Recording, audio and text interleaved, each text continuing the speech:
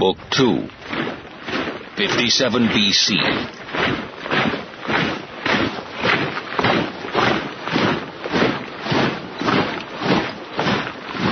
Conspiracy of the Belgi. For the winter I was, as already stated, in Cisalpine Gaul, and during this time I constantly heard rumours, which were confirmed by dispatches from Labienus, that the Belgi, who, as I have explained, occupy a third of the whole area of Gaul, were conspiring against Rome and exchanging hostages.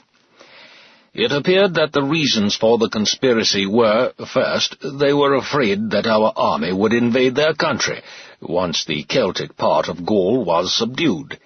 Second, they were being urged to take action by certain elements among the Gauls. Some of these, who had resented the continued presence of the Germans in Gaul, were equally averse to a Roman army permanently in their country and establishing itself there for the winter. Others were looking for a new form of government, simply because they were naturally fickle, and always wanted a change. Another element in the situation was the fact that, in Gaul, it was a common occurrence for a powerful chieftain who could hire mercenaries to make himself king in his own state, and such people realized that it would not be so easy to do this if Rome was in control of the country. I was disturbed by the news I received, and by the dispatches from Labienus. So I raised 2 new legions in Cisalpine Gaul, and, at the beginning of the summer, sent them into Gaul, beyond the Alps, under the command of the general Quintus Pedius. As soon as supplies of fodder began to appear, I rejoined the army myself, and instructed the Suiciones and other Gallic tribes on the Belgian frontier to find out what the Belgi were up to, and to inform me of the result of their inquiries. The reports I received from them all agreed that troops were being raised and concentrated in one area. It seemed clear to me that we ought to move against them at once, and so, as soon as I had arranged for the grain supply, I struck camp and reached the Belgian frontier in about a fortnight. My arrival was unexpected, since we had come more quickly than had been thought possible. The Remi, who are the first Belgic tribe across the frontier from Gaul, sent a deputation to me consisting of the 2 leading men of their nation, Icius and Andecumborius. They were instructed to say that the Remi wished to place themselves and their possessions under the power and protection of Rome, that they had not joined the other Belgi in the conspiracy against Rome, that they were prepared to give hostages, to obey my orders, to place their towns at my disposal, and to supply me with grain or anything else I wanted.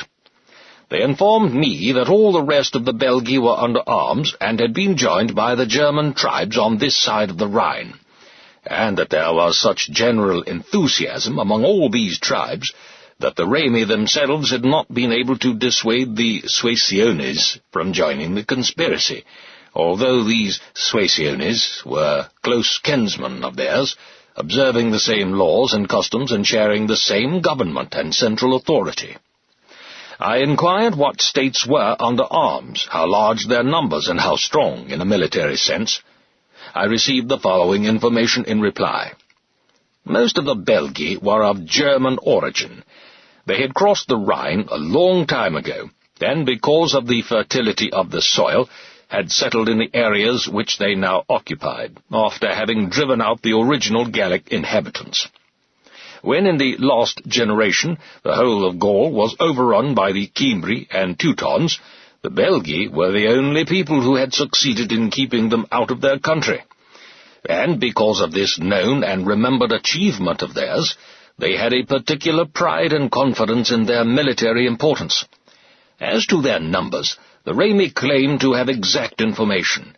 Related as they were by kinship and intermarriage, they discovered what had been said at the General Council of the Belgians and how large an army each tribe had undertaken to raise for the war.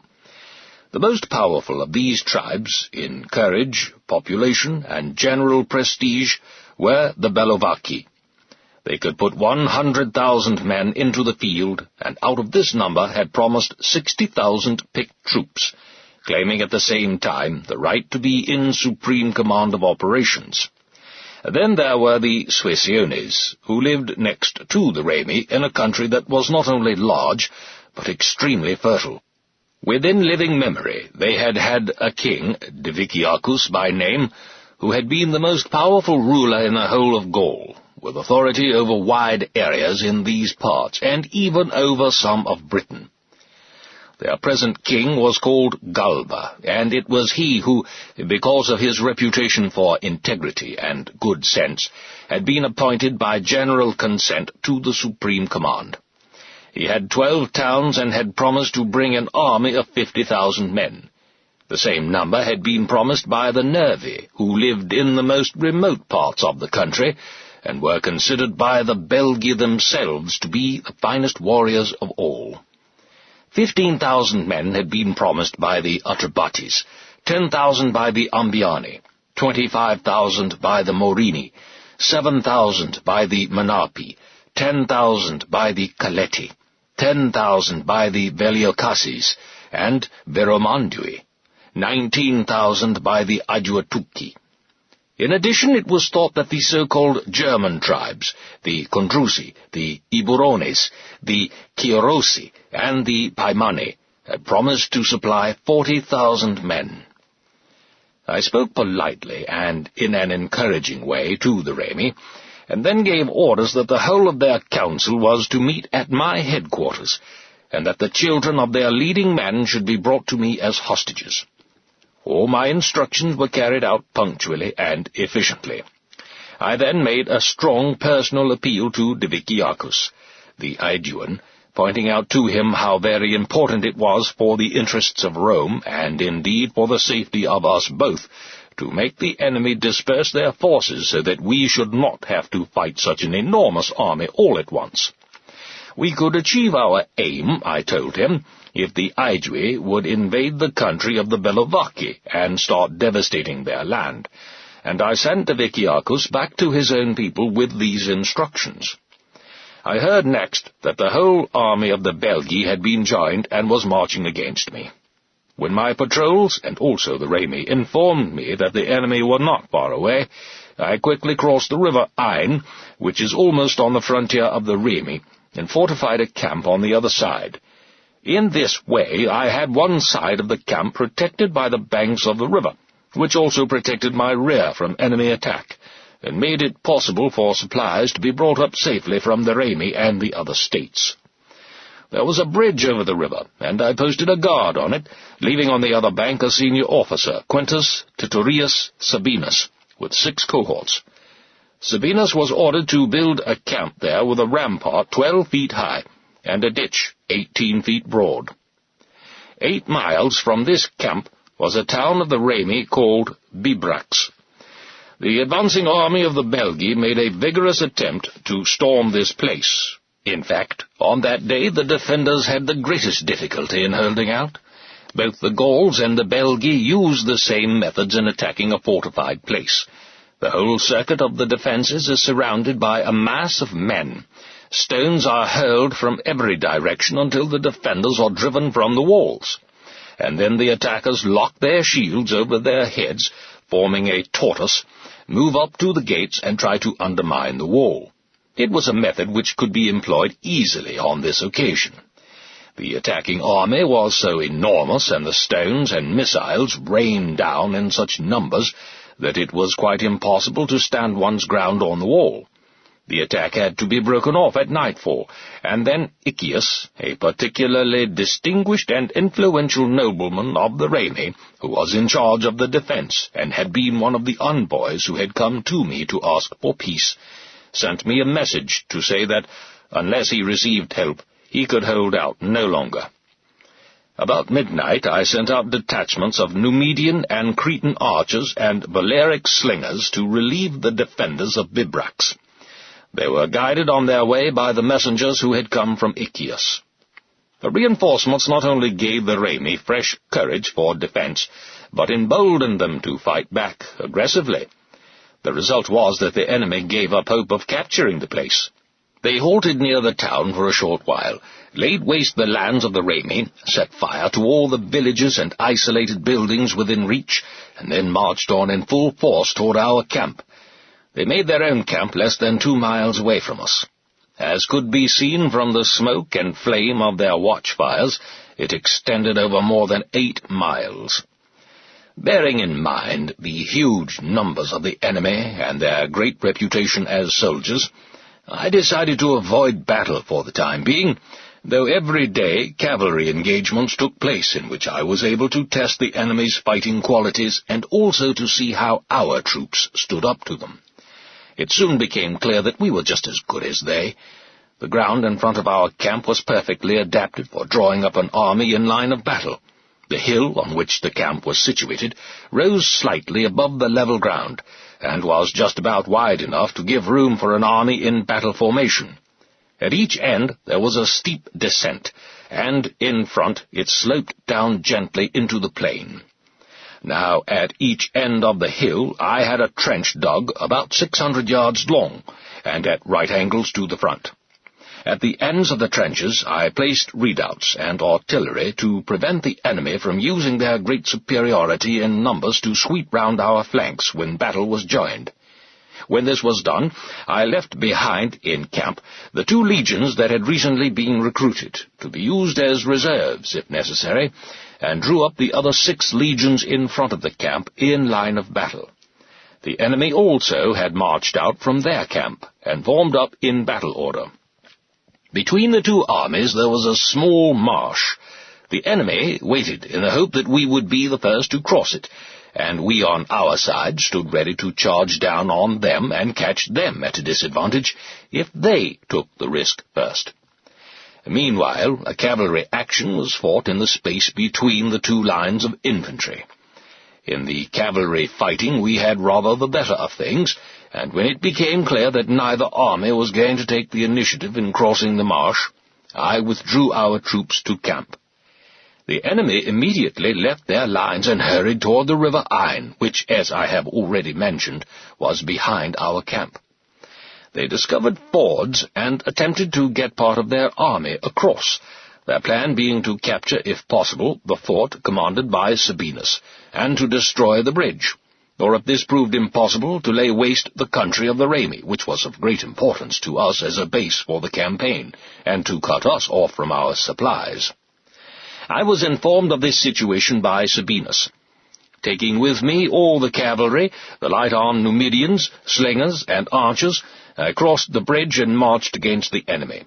Soon, very fierce fighting took place as our men bore down on the enemy while they were engaged in crossing the river and thus impeded in their movement.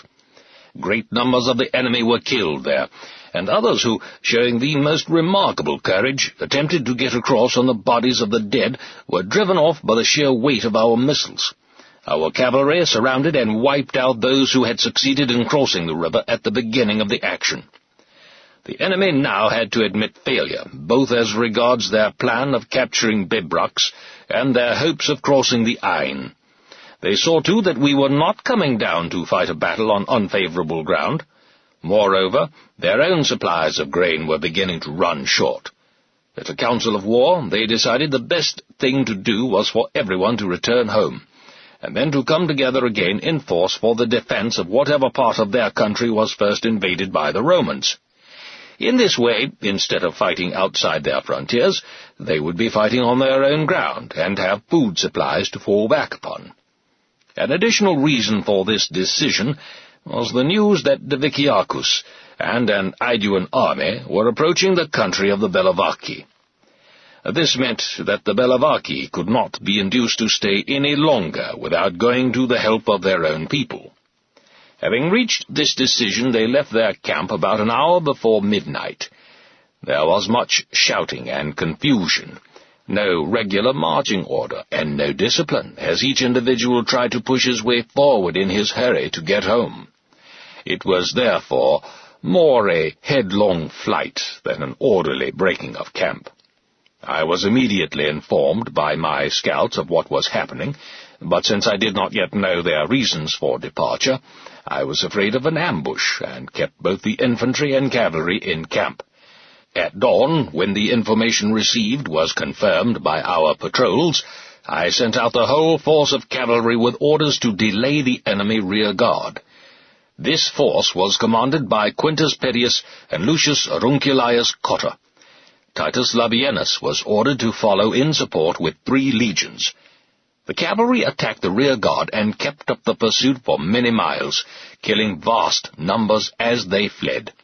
For while the men at the extreme rear of the enemy column stood firm and made a brave resistance to our troop when they bore down on them, those in front imagined that they were out of danger. They saw no actual need to preserve any order, and had no officers to control them. So when they heard the shouting, they broke ranks and tried to escape each on his own. In this way our troops, without any risk, were able to go on killing them as long as daylight lasted. They did not stop until sunset, and then, according to orders, retired to camp.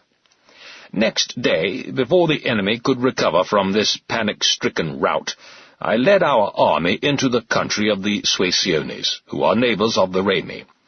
A long march brought us to the fortified town of Noviodonum, and since I had heard it was virtually undefended, I made an attempt to storm it as soon as we arrived. However, although the defenders were few, it was surrounded by a very wide ditch and a high wall, and we were unable to take the place by storm. We therefore fortified a camp and began to move up mantlets and to get ready all the other siege equipment necessary. Meanwhile, the whole army of the Suiciones, who had returned from the fight, got into the town during the following night. We quickly brought the mantlets up to the walls, began to fill in the ditch, and erected siege towers. Such things had never been seen or heard of in Gaul before, and alarmed by the size of our works and by the speed with which we were operating, the enemy sent a deputation to ask for terms of surrender. The Remi begged me to spare them, and I granted their request. The surrender of the Suiciones was accepted after they had given up to me as hostages some of their leading men, including the 2 sons of King Galba himself, and had handed over all arms in the place. I then led the army into the country of the Bellovaci, who had retired with all their belongings into the fortified town of Bratuspantium. When we were about 5 miles away from this place, all the elders of the tribe came out of the town, and stretching out their hands to me, cried out that they wished to come under my protection and authority, and had no intention of bearing arms against Rome. So, in the same way, when we had marched up to the town, and were beginning to pitch camp, the women and children stood on the walls with hands outstretched in their suppliant way, begging us for peace. Their entreaties were supported by Diviciacus, who, after the break-up of the Belgic army, had disbanded his Aeduan forces and returned to my headquarters. He said that the Bellovaci had always enjoyed the friendship and protection of the Aedui. They had been incited to break off relations with the Aedui and to take up arms against Rome by their chiefs, who claimed that I had reduced the Aedui to slavery and was inflicting every kind of insult and indignity upon them. The ringleaders had now realized what a disaster they had brought upon their country, and fled to Britain. Not only the Bellovaci, Diviciacus concluded, but the Aedui also, in their behalf, beg you, Caesar, to treat them with that mercy and forbearance for which you are well known. If you do so, you will greatly increase the prestige of the Aedui among all the Belgi, on whose aid and resources we rely whenever we get involved in a war. I replied that I would show my respect for Diviciacus and the Aedui by receiving the Bellovaci into my protection, and by sparing their lives. But since this tribe had such great influence among the Belgi, and was the most populous of them all, I demanded the surrender of 600 hostages. When these hostages had been handed over, and all arms in the town had been collected, we moved on from there into the country of the Ambiani, who immediately surrendered unconditionally. Campaign against the Nervi. Beyond the frontiers of the Umbiani live the Nervi. I inquired what sort of people they were and how they lived, and received the following information. No traders ever came into their country because they did not allow wine to be imported or any other luxury, in the belief that indulgences of this sort make men feeble-spirited and lacking in courage. A fierce people and extremely courageous, they were very bitter in their denunciations of the other Belgi for having forgotten the traditional courage of their race and given in to Rome. As to themselves, they had declared that they would never send envoys to us and never accept any kind of peace. We marched for 3 days through Nervian territory, and then found out from some prisoners that the river Sombre was only 10 miles away from our camp, and that on the farther bank of this river the entire army of the Nervi had taken up its position, and was awaiting our arrival. We were told that they had with them the Atrebates and the Viromandui, neighboring tribes whom they had persuaded to share the fortunes of war with them, that they were waiting for further contingents, already on the march, from the Adiwatuki, and that they had brought together their women and all who were considered too young or too old to fight into a place surrounded by marshes and inaccessible to an army. On receiving this information, I sent forward a reconnaissance party with some centurions to choose a good place for a camp. Following us, or marching with us, were a good number of surrendered Belgi and other Gauls. It was later discovered from prisoners that some of these who had observed our usual order of march during this time had gone to the Nervi by night and told them that between each legion and the next there was always a long column of baggage. It would be perfectly easy, they suggested, to attack the first legion as soon as it reached camp, while the men were still burdened with their packs and the other legions some way off. And once it was driven back and its baggage train plundered, the rest would scarcely venture to make a stand. The informer's plan was favoured by a traditional tactic of the Nervi. They were practically without cavalry. Indeed, even to this day, they give no attention to this arm and rely entirely on their infantry. However, they had their own way of stopping the attacks of enemy cavalry who attempted to raid their territory. They cut off the tops of saplings and bend them over, letting the side branches grow as much as possible, and twining brambles and thorns in and out so as to make hedges almost like walls and capable of being used as defence works. Far from being able to penetrate these hedges, one could not even see through them. This type of obstacle would hinder our columns on the march, and therefore the Nervi thought that the proposed plan ought to be tried. The main features of the place chosen by us for a camp were as follows. The site was a hill which sloped down evenly from its top to the river Sombre, already mentioned. On the other side of the river, and opposite this hill, there was another hill with the same sort of slope. Its lower slopes were open for about 300 yards, but the upper part was so thickly wooded that one could not see into it. Here, among the trees, the main enemy army lay hidden. On the open ground by the river, a few cavalry pickets could be seen. The river was about 3 feet deep. I had sent the cavalry on ahead and was following with the rest of my forces, but the column was marching in a different order from that described by the deserters to the Nervi. Since we were now drawing near the enemy, I adopted my usual procedure, which was to lead the way with 6 legions in light marching order. Behind these I had placed all the baggage of the army, and bringing up the rear of the column came the 2 recently recruited legions whose duty it was to guard the baggage. Our cavalry, with detachments of slingers and archers, crossed the river and engaged the enemy cavalry in battle. The enemy kept falling back on their own main body in the woods, and then darting out again to make another charge on our men, who did not venture to pursue them beyond the open ground. Meanwhile, the 6 legions that had arrived first had marked out the ground for the camp and begun to dig the fortifications. The infantry of the Nervi, full of confidence, were all this time drawn up in battle order under cover of the woods. They had agreed to make their attack the moment that our baggage train appeared. Now, as it came into sight, they suddenly rushed out of the woods in full force and charged down on our cavalry, whom they brushed aside and routed with the utmost ease. They then swept on down to the river, moving at such an incredible speed that, to us, it looked as though they were at the edge of the woods, in the river, and on top of us, all in the same moment. With the same extraordinary speed, they swarmed up the opposite hill toward our camp, and fell upon the men who were engaged in fortifying it. I had everything to do at once. Hoist the flag, which was the signal for a call to arms, sound the trumpet for action, call the men back from their work on the entrenchments, bring in the others who had gone farther afield to get material for the rampart, form the troops up in battle order, address them, give the signal for attack. As the enemy were practically upon us, there was simply not time for doing most of these things.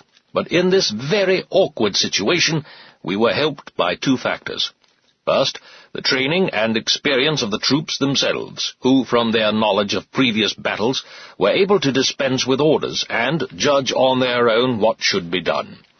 And second, the order which I had issued to commanders of legions, instructing each of them to stay with his own unit while it was at work and not leave until the fortifications were finished. Thus the legionary commanders, seeing the enemy so close and advancing so fast, did what they thought best on their own initiative, without waiting for orders from me. As it was, I only gave the orders that were most essential, and then ran down to address the troops where I could first find them. Happening upon the 10th Legion, I spoke only a very few words to the men, telling them to remember their reputation for courage, to keep their spirits up, and to stand firmly against the enemy's charge. Then, as the enemy were only a javelin throw away, I gave the signal for battle. I set out from there intending to address the troops at the other end of the line, but found that they were already in action. So short a time had they had to get ready, and so eager for battle had the enemy shown themselves, that our men, far from being able to put on badges and decorations, had not even had the time to don their helmets or take the covers from their shields.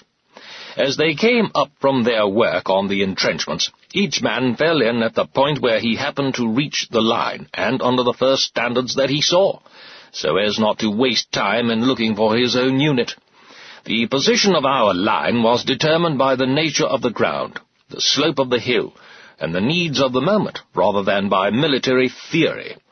In fact, the legions did not stand in one line, but had to face in different directions to meet different attacks. Visibility was impeded by the thick hedges already described. It was impossible to decide precisely where our reserves should be stationed, or in what sector they would be needed. One man, in fact, could not conceivably give all the orders required. In conditions so entirely unpredictable, it was natural that fortune swung now this way and now that. On our left were the 9th and 10th Legions, and facing them were the Atrebates. After hurling their javelins and inflicting a number of casualties on the enemy, who were already breathless and exhausted from running, our men quickly drove them downhill into the river, and followed hard behind, killing great numbers of them with their swords while they were struggling across the stream. Our legionaries then, without any hesitation, crossed the river themselves and advanced up the hill until the enemy again turned and made a stand. We engaged them again, and once more drove them back in flight. On another sector, too, facing in a rather different direction, two more of our legions, the 11th and 8th, had joined battle with the Viromandui, and driven them back down from the higher ground to the river bank, where the fighting continued. The result of all this was that, although the 12th and 7th legions were drawn up quite close to each other on our right, our camp was entirely exposed on the left and in front. It was here that the whole army of the Nervi, under their supreme commander, Badiognatus, surged forward in one solid mass. Some of them began to envelop the legions on their exposed flank, others made for the top of the hill where the camp was situated. As already mentioned, our cavalry and the light infantry with it had been routed in the first enemy attack. They were now retiring to camp when they found themselves confronted by another enemy force, and made off in flight again, this time in a different direction. The settlers who, watching from the rear gate of the camp at the top of the hill, had seen our men pushing the enemy across the river, had gone out themselves to pick up plunder. Now, when they looked back and saw the enemy actually in our camp, they fled headlong. At the same time, a tremendous noise of shouting arose from those who were bringing up the baggage. In a state of utter panic, they began to run away in all directions. All this had a most disturbing effect on the cavalry detachments of the Treveri, a tribe with a unique reputation for courage among the Gauls, who had been sent by their government to serve as auxiliaries in my army. Now, seeing the enemy swarming into our camp, our legions only just holding out and practically surrounded, the sutlers, cavalry, slingers, and Numidians scattered and, fleeing in different directions, came to the conclusion that our position was quite hopeless, and hurried back home. There they reported to their government that the Romans had suffered a great defeat, and had lost both their camp and baggage train to the enemy. After speaking to the men of the 10th Legion, I had set out for our right wing, where I found that our troops were in grave difficulties. The men of the 12th Legion had got their standards all bunched together, and were huddled so close that they were getting in each other's way. In the 4th cohort, every single centurion had been killed. So had the standard-bearer, and the standard had been lost. And in the other cohorts, nearly all the centurions had been either wounded or killed. Among these was the senior centurion, Publius Sextius Baculus, a very fine soldier indeed, who had been wounded so often and so badly that he could no longer stand up.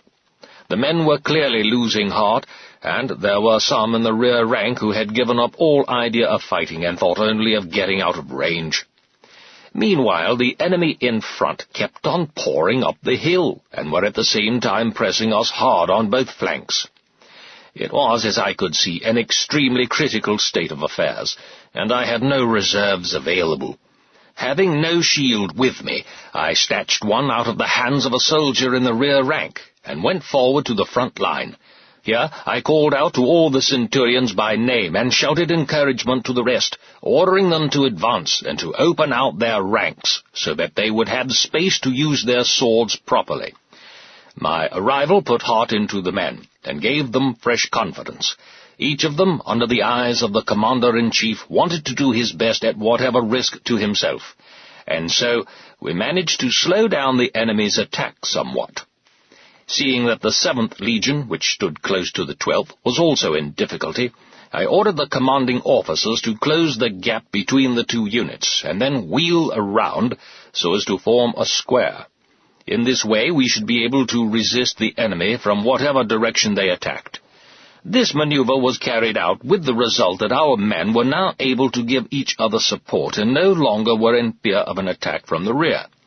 They began to stand up with greater confidence to the enemy's attacks and to fight better. Meanwhile, the 2 legions who had been marching at the very rear of the column to guard the baggage had received news of the fighting. They had quickened their pace and could now be seen by the enemy coming over the top of the hill. And Titus Labienus, who had captured the enemy's camp and, from its high ground, could see what was happening in our own camp, sent back the 10th Legion to relieve us. The men of the 10th, seeing the cavalry and the sutlers in full flight, realized how serious the position was, and understood the danger threatening the camp, the other legions, and their commander-in-chief.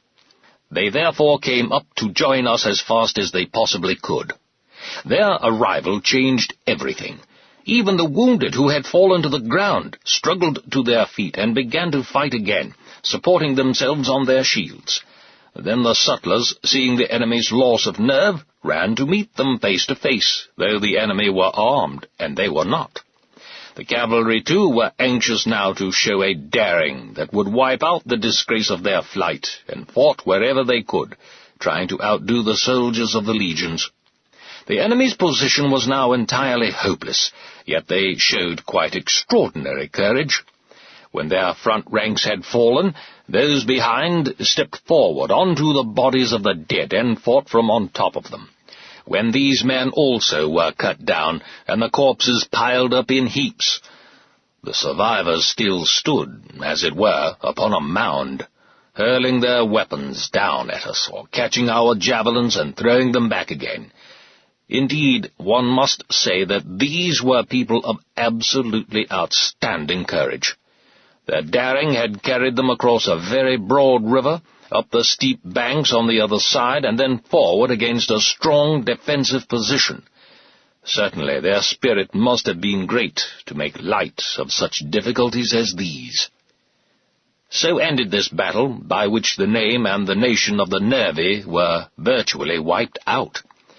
When its result was known, the old men of the tribe, who, as already mentioned, had been sent away with the women and children into the marshes and tidal creeks, realized how total was our victory, and how defenseless they were in their defeat. With the consent of all the survivors, they sent a deputation to me to offer to surrender. In describing the disaster which had come upon their people, they told me that out of their council of 600, only 3 men were still alive, and that their military force of 60,000 had been reduced to barely 500. I was anxious to let them see that I was ready to show mercy to them in their distressed and humbled state, and so I was most careful to provide for their safety. I told them to keep their lands and their towns, and I ordered the tribes on their frontiers to refrain from doing any damage or injury to them, and to see that their dependents also kept their hands off the Nervi. Defeat of the Adiwatuki. I have already mentioned that the Adiwatuki were coming in full force to help the Nervi. Now, on hearing the news of the battle, they marched straight back to their own country. They abandoned all their other towns and strongholds, and brought all their property into one town, which had remarkably strong natural defences. It was surrounded by precipices, except at one point, where it could be approached by a gradual slope.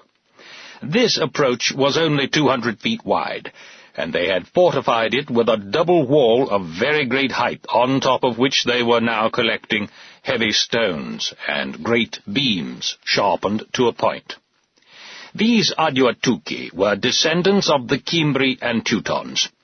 At the time of their invasion of our province and Italy, they had left the cattle and goods that they could not drive or carry with them on the west bank of the Rhine under the guard of 6,000 of their own people. After the destruction of the rest of the Cimbri and Teutons, these 6,000 fought for many years with their neighbours, sometimes invading their territory and sometimes defending their own, until in the end peace was made by general agreement, and they chose this area as a permanent home. When our army reached their territory, they at first made a number of sorties from the town, and fought a number of minor engagements with our troops. Afterwards, when we had surrounded them with an earthwork 12 feet high and 5 miles in circumference, with redoubts at frequent intervals, they stayed inside their own fortifications. We brought up our mantlets and began to build a ramp, and soon the enemy could see us erecting a siege tower at a considerable distance from their lines. This sight at first caused them a good deal of amusement. They would stand on their wall and shout insults at us. What on earth, they asked, were we doing setting up such a huge machine so far away? As a rule, the Gauls looked down on us for being so small of stature compared with their own larger selves. And so now they inquired how little creatures like us, with our weak hands and feeble physiques, could possibly imagine that we were going to lift up so massive a tower and place it on top of their wall. However, when they saw the tower actually moving and drawing near to the fortifications, they were completely unnerved. It was something which they had neither seen nor expected to see, and they sent a deputation to me to ask for peace. It seems to us, they said, that you Romans must have divine help in your warfare, since you can move up engines of such a size so quickly. We therefore place ourselves and all that we have at the disposal of Rome. One thing only we pray. If you, Caesar, will act toward us with that mercy and forbearance of which we have been told by others, and will grant us our lives, "Then we beg you not to take away our arms. Nearly all our neighbours are hostile to us, and jealous of our courage in war. If we hand over our arms, we cannot defend ourselves from them, and we would rather, in such a case, suffer any fate at the hands of Rome than be tortured to death by people whom we have grown accustomed to consider as our inferiors." I replied that if they surrendered before a battering ram had touched their walls, I would spare their lives, but that I was showing them mercy rather because it was my nature to be merciful, than because they deserved such treatment. I told them that I could not accept their surrender unless their arms were handed over, but I would do for them what I had done for the Nervi, and forbid their neighbours to do any harm to them once they had submitted to Rome. After reporting back to their people, they returned and promised to carry out my instructions. Great quantities of arms were thrown down from the wall into the trench in front of the town, so many, indeed, that the piled-up weapons nearly reached the top of the wall and the level of our ramp. Nevertheless, as we found out afterwards, about a third of their arms had been kept back and hidden in the town. They then opened their gates and enjoyed peace for that day. In the evening, I ordered the gates to be closed, and our troops to leave the town, because I did not wish the townspeople to suffer any ill treatment from our soldiers during the night. However, as we discovered later, the townspeople had already made their own plans.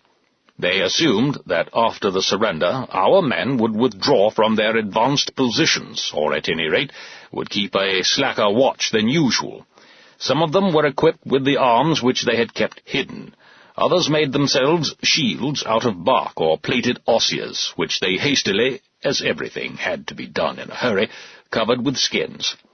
Then, soon after midnight, they suddenly sallied out of the town in full force and attacked our fortifications at the point which they considered easiest to scale. I had already given the necessary instructions for dealing with such an attack. The alarm was quickly given by means of flares, and detachments from the nearest redoubts came running up to the point of danger. The enemy fought fiercely, as was to be expected considering that they were brave men and fighting desperately for their lives. The ground was against them, and we were able to hurl down weapons from our rampart and towers, so that courage was the only thing that could give them any hope of survival. About 4,000 of them were killed, and the rest forced back into the town. Next day we met with no opposition. The gates were smashed open and the soldiers let in. I sold the whole population of the place by auction in one lot. The purchasers reported that the total number of persons sold came to 53,000. About this time I heard from Publius Crassus, whom I had sent with 1 legion to deal with the tribes on the Atlantic coast, the Veneti, Venelli, Osismi, Curiosolites, Isubi, Olerci, and Redones. Crassus now reported that all these states had made submission to the power of Rome. These operations had brought peace to the whole of Gaul. The accounts of the campaign which reached the natives made such an impression on them that deputations were sent to me from the tribes on the other side of the Rhine, promising to give hostages and to obey whatever orders I might give. As I was anxious to reach Italy and Illyricum as soon as possible, I told these deputations to come back at the beginning of the following summer.